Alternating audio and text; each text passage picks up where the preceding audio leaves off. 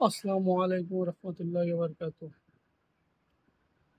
আমি কিছু গুরুত্বপূর্ণ কথা বলতে আজকে লাইভে এসেছি আপনাদের মাঝে। সাম্প্রতিক সাম্প্রতিক কিছু বিষয়গুলো নিয়ে কথা বলার জন্য এসেছি লাইভে। ফিলিস্তিনি ভাইদের উপর যে নির্যাতন নিপীড়নটা চলতেছে, যা আমরা দেখতেছি, দেখেও কিছু করার নেই। হাত দুটো মনে হচ্ছে এইভাবে বাঁধা আছে আমাদের। হুম। তো আমাদের আশেপাশের যে দেশ, মুসলিম যে কান্ট্রিগুলো আছে, তারা শুধু নামমাত্র মুসলিম কান্ট্রি। তারা না কিছু করতে পারতেছে, না কিছু বলতে পারতেছে, না কিছু ওদেরকে সাহায্য করতে পারতেছে।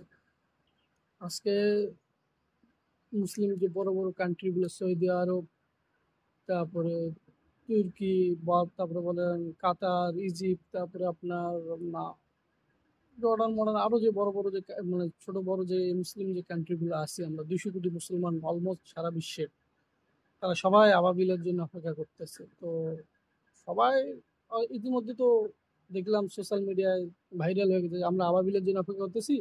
কিন্তু মানুষ তো বুঝতেছে না, এই আবাবিল সর্বপ্রথম আসে আমাদেরকেই দংশন করবে বা আমাদেরকেই মারবে, কারণ আমরা কি করলাম তাদের জন্য।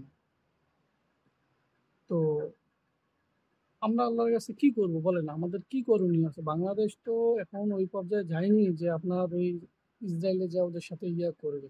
বড় বড় কান্ট্রিগুলো যদি তাদেরকে ইয়া করতো, তাহলে আমরা এই ছোট কান্ট্রিগুলো বড় কান্ট্রির সাথে সংযুক্ত হয়ে তাকে সাপোর্ট করতে পারতাম। কিন্তু আমরা তো সেটা করতে পারতেছি না। আমরা এখন নিরুপায় নির্দয়ের মতন শুধু দেখতেছি, হা হা করে দেখতেছি আর কিছু, আহারে, ইস, কষ্ট, শোকাহত এইসব করতেছে। এটা তো ভাই আমাদের কিছু হবে না। আল্লাহ পাক তো মানে যদি এত সহজেই যদি সবকিছু হয়ে যেত, তাহলে আল্লাহ পাক তার যুদ্ধ করতে বলতেন না। যুদ্ধ কি জন্য করতে বলছেন আল্লাহ পাক? আল্লাহ পাকের যুদ্ধ মানে ওয়ার্ডটা কেন ইউজ করছেন? কেন? যুদ্ধ মানে শুধু কি মনে, সেদিন কালকে একটা কোন যেন, ও হ্যাঁ, আমার কিছু রিলেটিভ নিয়ে আপনার এই যে এদিকে একটা জায়গায় ঘুরতে গেছিলাম, তখন জুমার নামাজ পড়তেছি। ইমাম সাহেব করছে যে যুদ্ধ মানে আমাদের যুদ্ধ করতে বলছেন মহান আল্লাহ তাআলা। যুদ্ধ মানে শুধু ওই যুদ্ধ না, যুদ্ধ মানে হলো মনের সাথে যুদ্ধ, এর সাথে যুদ্ধ, তাকওয়ার সাথে যুদ্ধ, ওর সাথে না, এইসব যুদ্ধ বুঝাচ্ছে না। যুদ্ধ ঠিক আছে, এটাও একটা যুদ্ধ, বাট এই যুদ্ধটাই কি মানে ইয়া হইতো, মানে অরিজিনাল, মানে আল্লাহ পাক বুঝাতে চাইছিলেন? হ্যাঁ, এটাও বুঝাচ্ছেন, বাট আমরা যেভাবে এই মিনিংটাকে নিচ্ছি, তাহলে যদি এটাই হইতো, তাহলে ওই যে কারবালার মাঠে, তারপরে আপনার বদরের রাতের যে জিনিসগুলো, মানে ইয়েগুলো হয়েছে, বদরের যে যুদ্ধগুলো হয়েছে, তো এই যে জিনিসগুলো আপনার তো বুঝতে হবে ভাই। এগুলো জিনিস আমরা সাধারণ মুসলমানরা তো বুঝি না। হুম।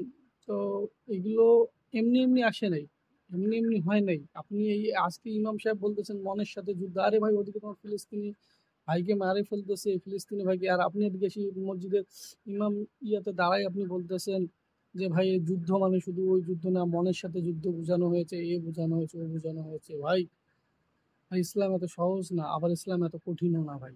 আমি তো ভাই ইসলামের কোনো স্কলারও না। আমি কোরআন শরীফও ঠিক মতো পড়তে জানি কিনা জানি না ভাই।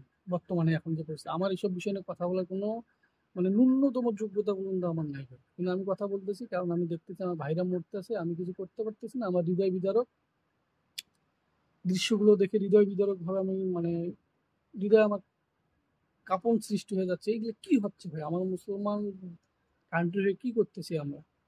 হুম। বলেন, আপনারা দেখেন সারা বিশ্বে কি করছে না হচ্ছে।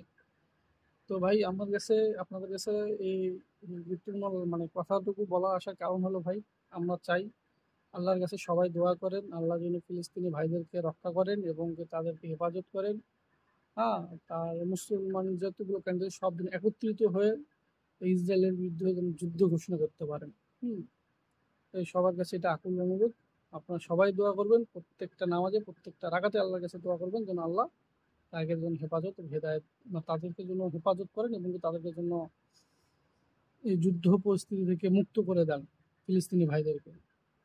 যাই হোক, ভালো থাকবেন সবাই। আমার জন্য সবাই দোয়া করবেন, আর ফিলিস্তিনি ভাইদের জন্য অবশ্যই দোয়া করবেন। আসসালামু আলাইকুম ওয়া রাহমাতুল্লাহি ওয়া বারাকাতুহু।